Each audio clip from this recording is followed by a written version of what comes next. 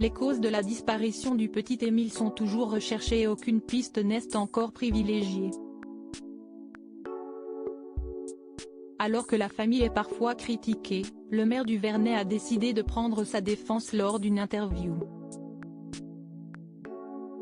Le 8 juillet dernier, le jeune, Émile âgé de 2 ans, a disparu du Vernet, une minuscule commune située dans les Alpes de Haute-Provence, alors qu'il était chez ses grands-parents. Un fait divers qui bouleverse tout le pays depuis car on ne sait toujours pas ce qu'il s'est passé et aucune piste ne semble émerger. Un drame national et avant tout familial. Les parents et les grands-parents d'Émile qui résident aujourd'hui au Vernet, lieu bouclé jusqu'au 31 août, se murent dans le silence depuis le début de l'affaire. Ils ne disent pas un mot et ne communiquent même pas par le biais de leur avocat.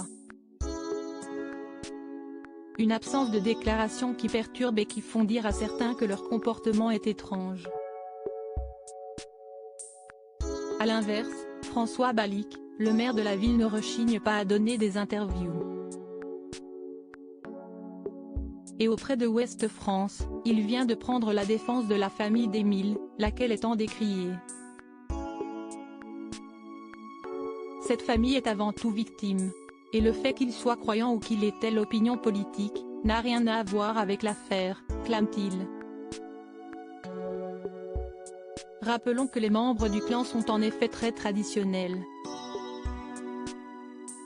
Des victimes dont le comportement perturbe même au village leurs agissements, ou plutôt leur silence, font jaser.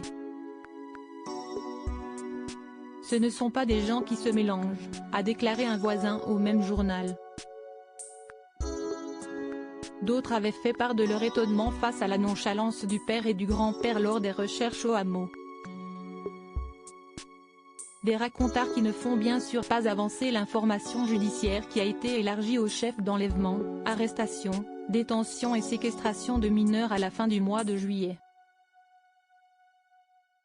À moins d'un rebondissement, le prochain grand changement attendu au Vernet est sa réouverte. Pour le moment, le village est bouclé jusqu'au 31 août.